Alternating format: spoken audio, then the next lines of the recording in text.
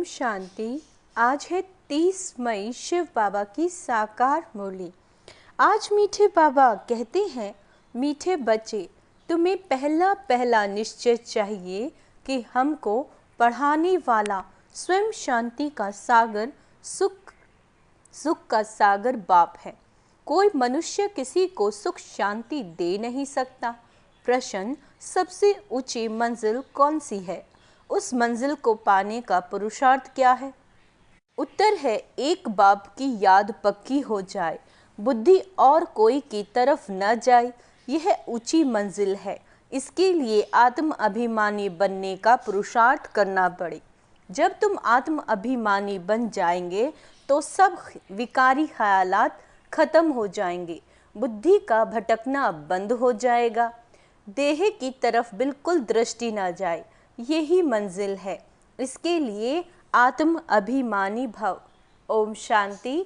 रूहानी बच्चों प्रति रूहानी बाप बैठ समझाते हैं। इनको ब्रह्मा बाबा को रूहानी बाप नहीं कहेंगे। आज के दिन को सत गुरुवार कहते हैं। गुरुवार कहना भूल है। सत गुरुवार, गुरु लोग तो बहुत ढेर है, सत गुरु एक ही है। बहुत है जो अपने को गुरु भी कहते हैं, सतगुरु भी कहते हैं। अभी तुम बच्चे समझते हो गुरु और सतगुरु में तो फर्क है। सत्य अर्थात ट्रुथ, सत्य एक ही निराकार बाप को कहा जाता है, ना कि मनुष्य को। सच्चा ज्ञान तो एक ही बार ज्ञान सागर बाप आकर देते हैं। बाबा कहते, मनुष्य को कभी सच्चा ज्ञान दे नहीं सकते। सच्चा है ही एक निराकार बाप। इनका नाम तो ब्रह्मा है। ये किसी को ज्ञान दे ना सके। ब्रह्मा में ज्ञान कुछ भी नहीं था। अभी भी कहेंगे इनमें सारा ज्ञान तो है नहीं। संपूर्ण ज्ञान तो ज्ञान सागर परम पिता परमात्मा में ही है। अभी ऐसा कोई मनुष्य है नहीं जो अपने को सतगुरु कहला सके। अच्छा, सतगुरु माना संपूर्ण सत्य। तुम जब सत्य बन जाएंगे तो फिर ये शरीर नहीं रहेगा। मनुष्य को कभी सतगुरु कह नहीं सकते। बाबा कहते, मनुष्यों में तो पाई की भी ताकत नहीं। यह खुद कहते हैं, मैं भी तुम्हारी जैसा मनुष्य हूँ।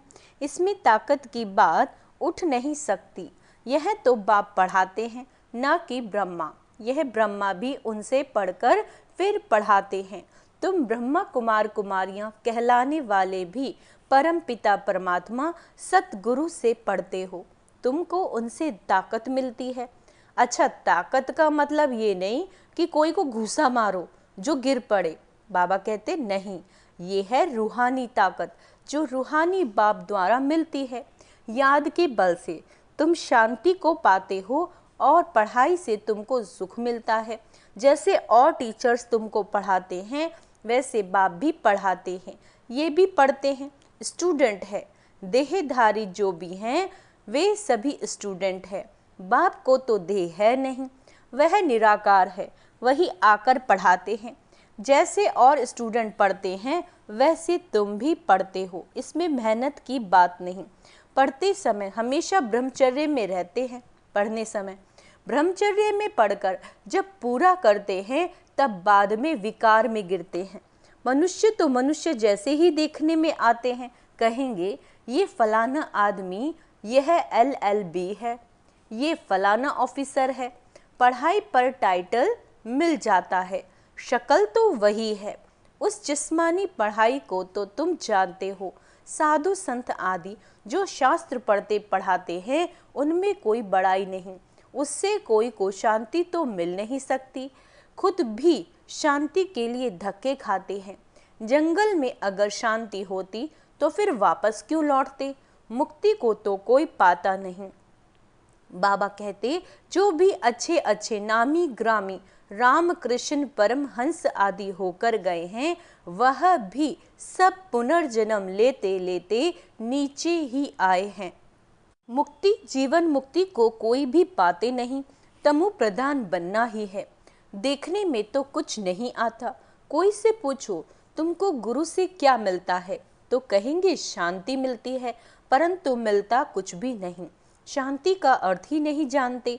अभी तुम बच्चे समझते हो बाबा ज्ञान का सागर है और कोई साधु संत गुरु आदि शांति का सागर हो ना सके। मनुष्य किसी को सच्ची शांति दे नहीं सकते। तुम बच्चों को पहले पहले तो निश्चय करना है, शांति का सागर एक बाप है जो हमको पढ़ाते हैं। सृष्टि का चक्र कैसे फिरता है वह भी बाप ने समझाया है। मनुष्य को कभी सुख शांति दे नहीं सकते। ये ब्रह्मा उनका रथ है, तुम्हारे जैसा स्टूडेंट ही है। यह भी गृहस्थ व्यवहार में रहने वाला है था, फिर बाप को अपना रथ लोन पर दिया है, सो भी वानप्रस्थ अवस्था में तुमको समझाने वाला एक बाप है। वह बाप कहते सबको निर्विकारी बनना है। जो खुद नहीं बन सकते तो फिर अनेक प्रकार की बातें करेंगे, गालियां भी देंगे। समझते हैं हमारा जन्म जन्मांतर का भोजन जो बाप का वर्षा मिला हुआ है वह छुड़ाते हैं। अब छुड़ाते तो वह बेहद का बाप है ना, इनको भी उसने छुड़ाया। बच्चों को भी बचाने की कोशिश की, जो निकल सके उनको निकाला। अब तुम बच्चों की बुद्धि में है कि हमको पढ़ाने वाला कोई मनुष्य नहीं, सर्वशक्तिवान एक ही निराकार बाप को कहा जाता है और किसी को कहा नहीं जाता। वही तुमको नॉलेज दे रहे हैं, बाप ही तुमको समझाते हैं। यह विकार तुम्हारा सबसे बड़ा दुश्मन है, इनको छोड़ो। फिर जो नहीं छोड़ सकते वे कितना झगड़ा करते हैं। माताएं भी कोई ऐसी निकल पड़ती हैं जो विकार के लिए बड़ा हंगामा करती हैं। अभी तुम हो संगम युग पर, यह भी कोई नहीं जानते कि ये पुरुषोत्तम संगम युग है। बाप कितना अच्छी रीति समझाते हैं। बहुत हैं जिनको पूरा निश्चय है, कोई को सेमी निश्चय, कोई को 100%, कोई को 10% भी है। अब भगवान श्रीमत देते हैं, बच्चे मुझे याद करो। यह है बाप का बड़ा फरमान। निश्चय हो तब तो उस फरमान पर चले ना। बाप कहते मेरे मीठे बच्चों तुम अपने को आत्मा समझ, अंडरलाइन करेंगे, तुम अपने को आत्मा समझ बाप को याद करो। इनको याद नहीं करना है। मैं नहीं कहता, बाबा मेरे द्वारा तुमको कहते हैं। जैसे तुम बच्चे पढ़ते हो तो यह भी पढ़ता है। सब स्टूडेंट हैं, पढ़ाने वाला एक टीचर है, वह सब मनुष्य पढ़ाते हैं। यहाँ तुमको ईश्वर पढ़ाते हैं, तुम आत्माएं पढ़ती हो, तुम्हारी आत्मा फिर पढ़ती है, पढ़ाती है। बाबा कहते इसमें बहुत आत्म अभिमानी बनना है, इसमें बहुत आत्म अभिमानी बनना है। बैरिस्टर इंजीनियर आत्मा ही बनती है। आत्मा को अब देह अभिमान आ गया। क्या आ गया? आत्मा को देह का अभिमान आ गया। आत्म अभिमानी के बदले देह अभिमानी बन पड़े। जब आत्म अभिमानी हो तब विकारी नहीं कहला सकते, उनको कभी विकारी ख्याल भी नहीं आ सकता। देह अभिमान से ही विकारी ख्याल आते हैं, फिर विकार की ही दृष्टि से देखते हैं। देवताओं की विकारी दृष्टि कभी हो नहीं सकती, ज्ञान से फिर दृष्टि बदल जाती है। सतयुग में ऐसे थोड़े ही प्यार करेंगे, डांस करेंगे। बाबा कहते वहाँ प्यार करेंगे परंतु विकार की बहस नहीं होगी। जन्म जन्मांतर विकार में गए हैं तो वह नशा बहुत मुश्किल उतरता है। बाप निर्विकारी बनाते हैं तो कई बच्चियां बिल्कुल मजबूत हो जाती हैं। बस हमको तो पूरा निर्विकारी बनना है। हम अकेले थे, अकेले ही जाना है। उनको कोई थोड़ा टच करेगा तो अच्छा नहीं लगेगा, कहेंगे यह हमको हाथ क्यों लगाते हैं। इनमें विकारी बास है, विकारी हमको टच भी ना करें। ये इस मंजिल में पर पहुंचना है, देह तरफ बिल्कुल दृष्टि ही ना रहे। वह कर्मतीत अवस्था अभी बनानी है। अभी तक ऐसा नहीं है कि सिर्फ आत्मा को ही देखते हैं। मंजिल है। बाप हमेशा कहते रहते हैं, बच्चे अपने को आत्मा समझो, ये शरीर दुम है जिसमें तुम पार्ट बजाते हो। कई कहते हैं इनमें शक्ति है, परंतु शक्ति की कोई बात ही नहीं, यह तो पढ़ाई है। जैसे और भी पढ़ते हैं ये भी पढ़ते हैं। प्योरिटी के लिए कितना माथा मारना पड़ता है, बड़ी मेहनत है। इसीलिए बाप कहते हैं 1-2 को आत्मा ही देखो। सतयुग में सतयुग में भी तुम आत्म अभिमानी रहते हो। वहां तो रावण राज्य ही नहीं, विकार की बात नहीं, यहाँ रावण राज्य में सब विकारी हैं। इसीलिए बाप आकर निर्विकारी बनाते हैं। नहीं बनेंगे तो सजा खानी पड़ेगी। आत्मा पवित्र बनने बिगर ऊपर जा न सके। हिसाब किताब चुकतू करना पड़ता है, फिर भी पद कम हो पड़ेगा, फिर भी पद कम हो पड़ता है। ये राजधानी स्थापन हो रही है। बच्चे जानते हैं स्वर्ग में एक आदि सनातन देवी देवताओं का राज्य था। पहले पहले तो जरूर एक राजा रानी होंगे, फिर डिनाइस्टी होगी, प्रजा ढेर बनती है। उसमें अवस्थाओं में फर्क पड़ेगा। जिनको पूरा निश्चय नहीं वो पूरा पढ़ भी न सके, पवित्र बन न सके। आधा कल्प के पतित एक जन्म में 21 जन्मों के लिए पावन बने। मासी का घर है क्या? मुख्य है ही काम की बात, क्रोध आदि का इतना नहीं। कहा बुद्धि जाती है तो जरूर बाप को याद नहीं करते। बाप की याद पक्की हो जाएगी तो फिर और कोई की तरफ बुद्धि नहीं जाएगी। बहुत ऊंची मंजिल है। पवित्रता की बात सुनकर आग में जल मरते हैं। कहते हैं यह बात तो कभी कोई ने कही नहीं, कोई शास्त्र में है ही नहीं, बड़ा मुश्किल समझते हैं। वह तो है ही निवृत्ति मार्ग का धर्म अलग। उनको तो पुनर्जन्म ले फिर भी संन्यास धर्म में ही जाना है, वही संस्कार ले जाते हैं। तुमको तो घर बार छोड़ना नहीं है, समझाया जाता है भल घर में रहो, उन्हों को भी समझाओ। अब ये है संगम युग, पवित्र बनने बिगर सतयुग में देवता बन नहीं सकेंगे। थोड़ा भी ज्ञान सुनते हैं तो वह प्रजा बनती जाती है। बाबा कहते प्रजा तो ढेर होती है ना। सतयुग में वजीर भी नहीं होते क्योंकि बाप संपूर्ण ज्ञानी बना देते हैं। वजीर आदि चाहिए अज्ञानियों को। इस समय देखो एक दो को मारते कैसे हैं। दुश्मनी का स्वभाव कितना कड़ा है। अभी तुम समझते हो हम ये पुराना शरीर छोड़ जाकर दूसरा लेते हैं, कोई बड़ी बात है क्या? वह दुख से मरते हैं, तुमको सुख से बाप की याद में जाना है। वो तो दुख से मरते हैं और बाबा ने कहा तुम्हें तो बाप की याद में जाना है सुख से। जितना मुझ बाप को याद करेंगे तो और सब भूल जाएंगे, कोई भी याद नहीं रहेगा। बाबा कहते परंतु वह अवस्था तब हो जब पक्का निश्चय हो। निश्चय नहीं तो याद भी ठहर नहीं सकती। नाम मात्र सिर्फ कहते हैं, निश्चय ही नहीं तो याद काहे को करेंगे। सबको एक जैसा निश्चय तो नहीं है ना। माया निश्चय से हटा देती है, जैसे के वैसे बन जाते हैं। पहले पहले तो निश्चय चाहिए बाप में। संशय रहेगा क्या कि यह बाप नहीं है? बेहद का बाप ही ज्ञान देते हैं।